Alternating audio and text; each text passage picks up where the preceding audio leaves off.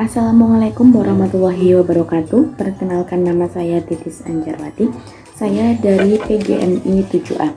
Di sini saya akan memaparkan proposal skripsi yang berjudul Pembelajaran IPS berbasis cerita rakyat asal-usul Desa Sokaraja untuk menanamkan karakter pada siswa di SD Negeri 2 Sokaraja, Kabupaten Banjarnegara. Alasan saya memilih judul tersebut ialah bahwa cerita rakyat atau cerita lokal ini menjadi salah satu karya sastra lisan yang diturunkan oleh nenek moyang secara turun-menurun dan dari generasi ke generasi. Seperti yang diketahui bahwa Indonesia ini memiliki banyak sekali cerita rakyat yang berkembang di masyarakat dan hanya menjadi buah bibir belaka. Untuk itu, cerita sejarah ini juga memiliki nilai-nilai edukasi. Dari karakter-karakter yang muncul di dalam cerita dapat dikembangkan dan ditanamkan untuk karakter-karakter siswa terutama di sekolah dasar. Selain itu, dari latar belakang tersebut memunculkan identifikasi masalah. Yang pertama ada kurangnya ide dan inovasi dari guru dalam menanamkan karakter siswa. Yang kedua, kurangnya minat belajar sejarah di lingkungan sekitar. Yang ketiga, banyak cerita rakyat yang hanya menjadi buah bibir belaka. Yang keempat, banyak siswa yang mengabaikan bahwa cerita rakyat menjadi salah satu budaya bangsa. Yang kelima, menurunnya minat belajar siswa dalam sejarah yang ada di sekitar. Dan yang keenam, kurangnya peran cerita rakyat yang dapat menjadi referensi guru menanamkan karakter siswa. Dan yang terakhir, ada kurangnya pengetahuan IPS berbasis cerita rakyat yang tentunya dapat berkontribusi pada dunia pendidikan. Dari identifikasi masalah tersebut memunculkan rumusan masalah sebagai berikut. Yang pertama, bagaimana penerapan pembelajaran IPS berbasis cerita rakyat asal-usul Desa Sokaraja dapat diimplementasikan di SD Negeri 2 Sokaraja. Yang kedua, karakter apa saja yang muncul dan yang dapat ditanamkan pada siswa kelas 3 di SD Negeri 2 Sokaraja. Dan yang terakhir ada apa saja faktor penghambat dan pendukung ketika menerapkan pembelajaran berbasis cerita rakyat di SD Negeri 2 Sokaraja ini. Tentunya hal ini dapat bermanfaat bagi siswa dan bagi guru. Yang pertama, bagi siswa, yaitu untuk menciptakan suasana belajar lebih bervariatif dalam menanamkan karakter. Yang kedua, memberikan pengetahuan baru dengan adanya cerita rakyat setempat yang berkembang di masyarakat. Dan yang terakhir, dapat memotivasi siswa dalam belajar sejarah dalam melestarikan budaya di sekitar. Bagi guru, yang pertama ada membantu guru untuk menerapkan variasi belajar sejarah bagi cerita yang berkembang di masyarakat. Yang kedua, penelitian ini diharapkan mampu dijadikan sebagai motivasi bagi guru untuk mengembangkan cerita rakyat sebagai warisan budaya bangsa.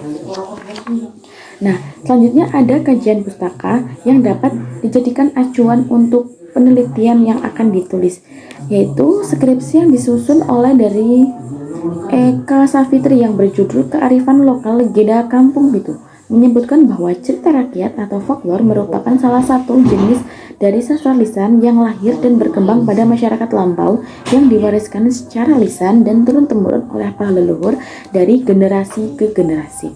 Tentunya terdapat perbedaan dengan penelitian yang akan ditulis, yaitu dalam penelitian Eka Safitri lebih merinci dan mengulik asal-usul sejarah dari Kampung Pitu, sedangkan pada penelitian yang akan ditulis membahas bahwa dari cerita lokal inilah yang dapat menjadi sumber referensi minat belajar siswa terutama pada mata pelajaran IPS.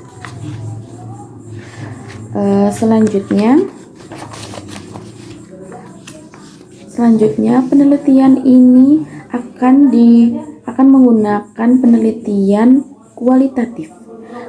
Penelitian kualitatif adalah penelitian yang tidak menggunakan model-model matematika, statistik, atau komputer. Penelitian kualitatif merupakan penelitian yang dalam kegiatannya peneliti tidak harus menggunakan angka dalam mengumpulkan data dan dalam memberikan penafsiran terhadap hasil yang ditemukan. Nah, metode penelitian kualitatif ini tentunya penelitian kualitatif deskriptif terutama adalah prosedur penelitian yang menghasilkan data-data atau informasi mengenai keadaan gejala menurut apa adanya pada saat penelitian dilakukan yang berupa data atau gambaran tentang data. Untuk tempat dan waktunya, yaitu peneliti memilih tempat di SD Negeri 2 Sokaraja dengan alasan yang pertama, SD Negeri 2 Sokaraja terletak di kalangan yang memiliki sejarah yang menarik serta sejarah tersebut dapat diimplementasikan dengan budaya lokal. Yang kedua, SD Negeri 2 Sokaraja ini terletak di daerah yang memiliki asal-usul dan cerita rakyat yang berkembang. Yang ketiga, SD Negeri 2 Sokaraja ini memiliki budaya cerita lokal yang belum banyak orang ketahui. Dan yang terakhir ini, SD Negeri 2 Sokaraja adalah objek yang memungkinkan untuk mendapatkan informasi serta tujuan dari peneliti. Untuk subjeknya, peneliti memilih 3 subjek. Yang pertama ada salah satu sesepuh atau tokoh masyarakat yang bersangkutan, yang kedua ada guru kelas, dan yang ketiga ada kepala sekolah SD Negeri 2 Sokaraja. Teknik pengumpulan data menggunakan observasi, wawancara, dan dokumentasi dengan instrumen penelitian yaitu lembar wawancara, lembar observasi, dan lembar dokumentasi. Selanjutnya ada keabsahan data. Keabsahan data merupakan konsep penting yang diperbarui dari konsep validitas dan reliabilitas. Keabsahan data dalam sebuah penelitian ini dilakukan dengan triangulasi. Triangulasi adalah pendekatan di mana seorang peneliti menggunakan berbagai metode dalam pengumpulan dan analisis data untuk memastikan validitas dan keandalan hasil penelitian. Yang terakhir ada teknik analisis data.